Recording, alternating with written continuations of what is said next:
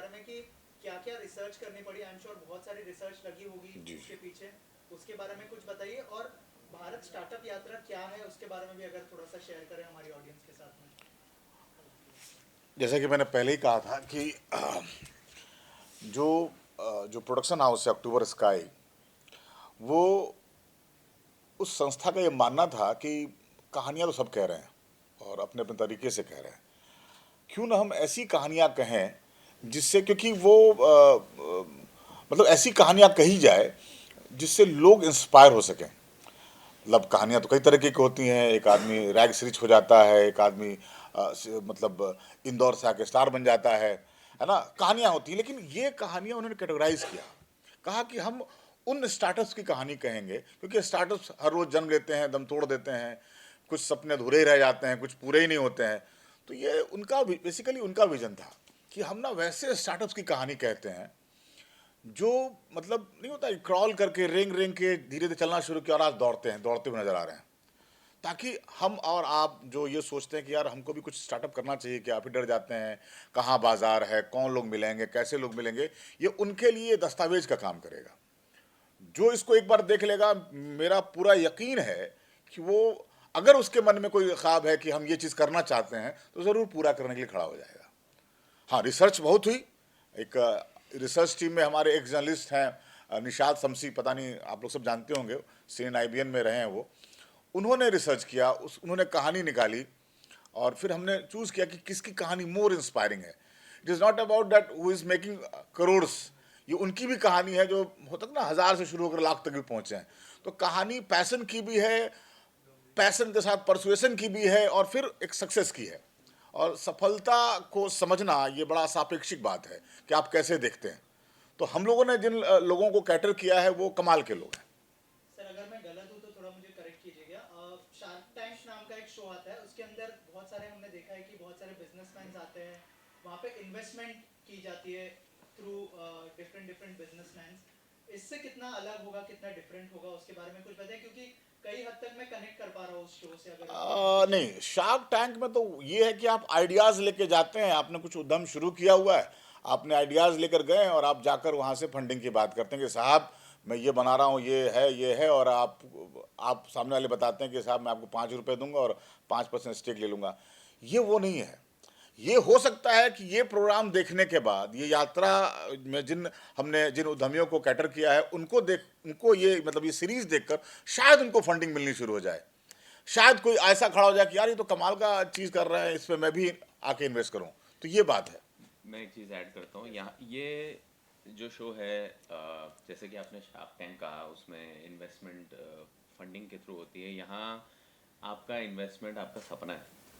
तो कितने लोग सपने देखते हैं, और देखने चाहिए। मैं तो ये बोलूँगा कि सपने जितने जितने ज़्यादा देख सकते हो देखो, तभी जाके आप कहीं पहुंच पाओगे। किसी किसी बड़े कलाकार ने शायद कहा था कि अगर आप आसमान पे पहुंचने का सपना देखोगे तो शायद 100वें माले पे पहुंचोगे, लेकिन 100वें माले पे भी पहुंचोगे, इसकी इसका एग्जाम्पल या इसका उदाहरण कहाँ मिल सकता है? तो कितने लोग शायद सपने देखते हैं और सोचते सोचते रह जाते हैं, लेकिन कहीं ना कहीं अगर जिस घर के किसी बच्चे ने या किसी छोटे से गांव में, कस्बे में शायद ऐसी कोई सीरीज देख ली, तो उसके लिए एक प्रमाण बनता है कि अच्छा, ये कर सकता है तो मैं क्यों नहीं।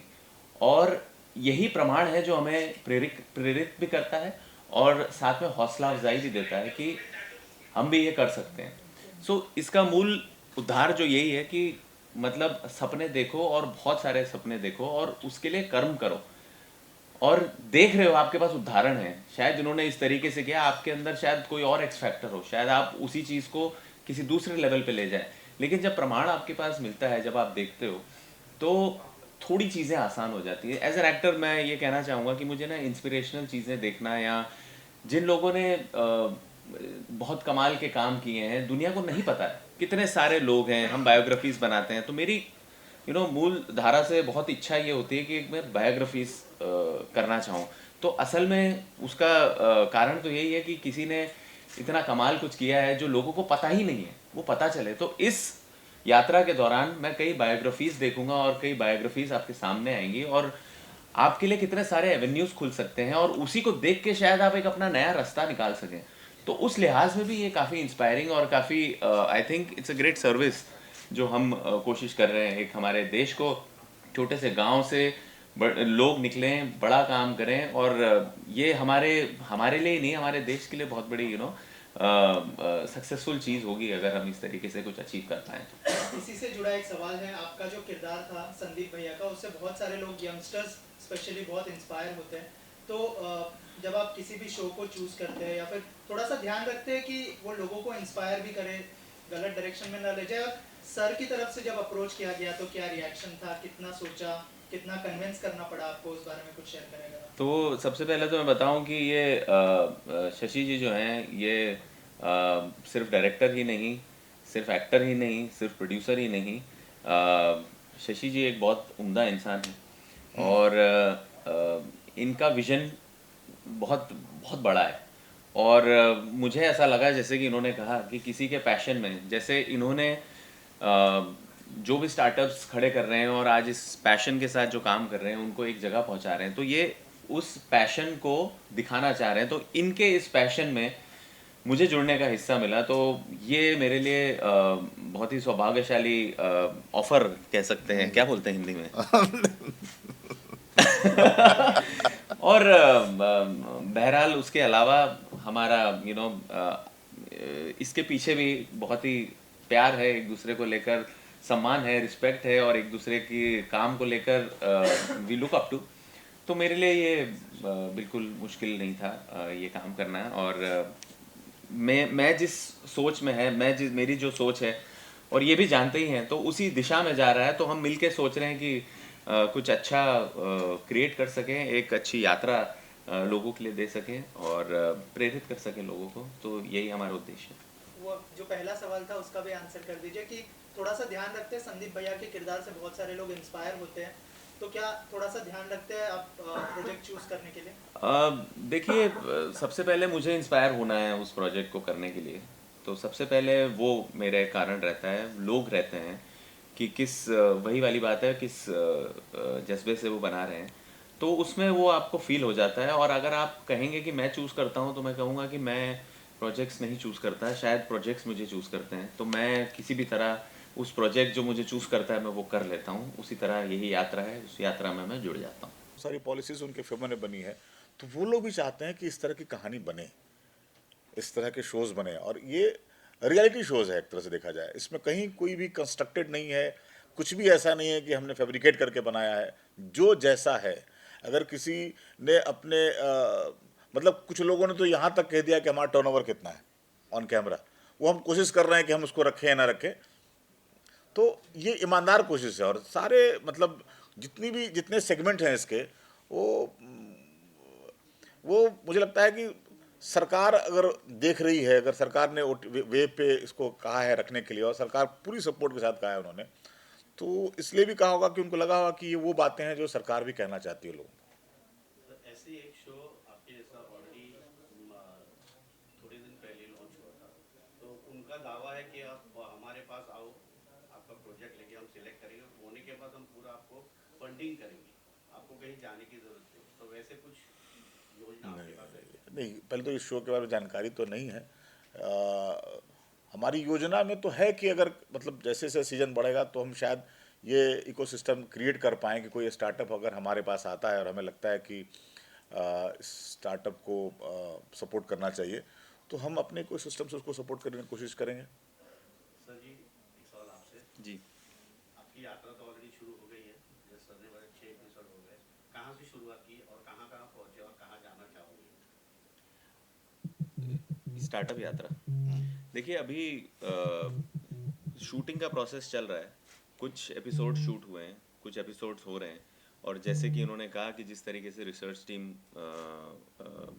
काम कर रही है, तो भारत में जहाँ भी होगा हम वहाँ पहुँच जाएंगे, वहाँ हम शूट करेंगे, और जिसकी लगा कि ये कहानी दिखाना बहुत ज़रूरी है, तो हम वहाँ जाके शूट करेंगे। और ये तो भी शुरुआत है, हम लोग कोशिश करेंगे कि जितना ज़्यादा हो सके भारत के छोटे छोटे कस्बों की, जहाँ जहाँ की कहानी हम पहुँचा सकें, हम कोशिश करेंगे वो पहुँचाएँ। एंड बहुत सारे प्रोसेसेस चालू भी हैं बहुत बहुत जगहों से, कहाँ कहाँ से हम जा सकते हैं, तो सारी फिजिबिलिटी देखनी होती है और उस तरीके से फिर हम लोग शूट करेंगे एंड प्लान करेंगे and will try to cover the maximum. अभी हम लोग जयपुर, कानपुर, पटना किए हैं। अभी हम लोग चंडीगढ़, देहरादून, गुवाहाटी, बनारस, ये 4 सीटें भी वापस योजना है हमें। तो उसमें एक और इंटरेस्टिंग बात है कि अगर कोई एपिसोड को देखेगा ना, तो जो भी एंटरप्रेन्योर है जो अपनी कहानी कह रहे हैं, वो अनुभव उनके खुद के अनुभव हो सकते हैं देखने वाले को। उनको समझ में आ जाएगा कि स्टार्टअप कैसे शुरू हुआ, हमने कैसे फंडिंग ली। जाहिर सी बात है, एक्सपीरियंस हो गया ना कि आप, तो वो जो बात कर रहे हैं वो रियल बात कर रहे हैं, कैसे उन्होंने फंडिंग ली। तो सामने वाला अगर कोई देख रहा है तो उसको भी समझ में आया, अच्छा ये तरीका है। दूसरा, जैसे मैंने भाई साहब का आंसर किया था ना कि एक इकोसिस्टम बनाने की कोशिश में लगे हुए हैं कि कोई इंटरेस्टिंग स्टार्टअप आ गया तो हम कैसे उसको उसके साथ हम पार्टनरशिप कर सकते हैं, या कैसे उसको कनेक्ट करवा पाए, कैसे उसको गवर्नमेंट की पॉलिसीज के तहत उसको और आगे बढ़ाएं, वो सब है। और क्या सुनील ग्रोवर से भी कुछ बात हुई? मतलब इसमें टाइटल में भारत है, हाँ, गुलशन ग्रोवर से बात हुई नहीं, ये बिल्कुल इसमें सारे ग्रोवर और कपूर सब हम ही लोग हैं इसमें। अच्छा, और एक मतलब रिसर्च क्या निकला कि मतलब इंडिया का कौन सा ऐसा स्टेट है जहाँ पर स्टार्टअप को लेकर युवाओं में सबसे ज्यादा मतलब जिज्ञासा भी है और एक टेम्परामेंट भी है। और उसमें अगर मैं कहूँ, क्योंकि आप बिहार से हैं, तो उधर के युवाओं में क्या आपको नजर अरे आता कमाल है, है कि नहीं? बहुत है। तुम देखो, एक रोडवेज है, हनुमान, हनुमान वाले तो यहाँ बॉम्बे में भी उनका भी है कि कोई आए ना आए हनुमान आएगा, कैचलाइन है। और हनुमान एम्बुलेंस, मतलब उन्होंने रेलवे से टाइप किया हुआ है, पवन हंस से टाइप किया हुआ है, मतलब और कमाल का स्टार्टअप है। उन्होंने कोरोना में शुरू किया और स्टार्टअप अच्छा चल रहा है। देहात, देहात गूगल करो, शशांक की कहानी मुझे लगता है लाखों युवाओं को इंस्पायर करेगी। और बहुत अर्ली एज में उसने शुरुआत की थी, तो आज देखो, आज मुझे लगता है कि 8-9 हज़ार करोड़ का तो बिजनेस है उन लोगों का। इसी तरह कई हैं, वही नहीं, इसके अलावा बिहार में तो पूरा इकोसिस्टम है। पटना बेट्स देखो, बिहार स्टार्टअप एसोसिएशन है, कई सारी चीज़ें हैं। मैं कह रहा हूँ कि ये जैसे बेंगलोर में कहता है ना कि पत्थर मारोगे किसी स्टार्टअप पे गिरेगा, तो बेंगलोर में तो है ही, मुंबई में भी है, दिल्ली में भी है। आइडिया यही था कि यार हम चले कोटा में, चले कोटा में स्टार्टअप क्या कह रहा है, हम गुवाहाटी में चले, वहाँ कौन सा स्टार्टअप है, कितना। तो ऐसा नहीं है कि कहीं से कहानी आ रही, रिसर्च भी लग रहा है, क्योंकि उसकी प्रमाणिकता भी तय करनी है। मतलब आप कोई कोई समोसे की दुकान चला रहा है और अचानक से उसको बड़ा कर दे, तो वो उसको हम कैसे स्टार्टअप समझेंगे, समझ रहे हो? तो वो सब भी कई कई पहलुओं पे हम कहानियों को देखते हैं, फिर हमें लगता है कि कौन सी बात कहनी चाहिए। और नहीं, आपसे सवाल कि ये शो जो है वो मतलब इस पे आ रहा है, वेव्स पे आ रहा है, ठीक है, क्योंकि आपकी पॉपुलैरिटी नेटफ्लिक्स, अमेज़न और इस तरह के प्लेटफॉर्म की है, ठीक है, तो ये मतलब थोड़ा सा शक था कि क्यों हम मतलब वेव्स पे आ रहे हैं, चलो यार नेटफ्लिक्स को ट्राई करते हैं, अमेज़न को ट्राई करते हैं, या नहीं? देखिए, मेरा नज़रिया थोड़ा सा अलग है। मेरा नज़रिया ये कहता है कि अच्छी कहानी, अच्छा सेटअप, अगर उसको एक प्लेटफॉर्म मिल रहा है तो मेरे लिए वही एक बड़ी जीत है। आप अगर देखें, जैसे कि हम लोग भी स्टार्टअप की बात कर रहे हैं, भी काफ़ी लोग इस प्लेटफॉर्म को सपोर्ट कर रहे हैं और हमारे गवर्नमेंट का इनिशिएटिव है, एक प्लेटफॉर्म है, तो इट्स और हमारे लिए ये सौभाग्यता, क्या बोलते हैं, सौभाग्य की बात है कि एक प्लेटफॉर्म मिला है अच्छा शोकेस करने के लिए। तो मुद्दा ये है कि कहानी लोगों तक पहुंचे। अगर कहानी में बात है तो वो किसी भी प्लेटफॉर्म पे पहुंचेगी, किसी भी प्लेटफॉर्म से वो बात पहुंचेगी। ठीक है, आज वेव्स ने हमें सपोर्ट किया है तो हम आभारी रहेंगे वेव्स के। आगे जाके क्या पता किसी और प्लेटफॉर्म पे आए ताकि और रीच हो। धीरे धीरे क्या पता वेव्स की इतनी बड़ी रीच हो जाए कि कहीं जाना ही ना पड़े। तो शुरुआत तो हमें भी कहीं ना कहीं तो करनी होगी ना, ये भी तो एक स्टार्टअप का रूल है। तो if we start judging that then it is no good on our part. So मुझे लगा कि एक अच्छी अपॉर्चुनिटी है, अच्छे लोग हैं, अच्छी बात कहना चाह रहे हैं, मेरे लिए वो ज़्यादा बड़ी थी।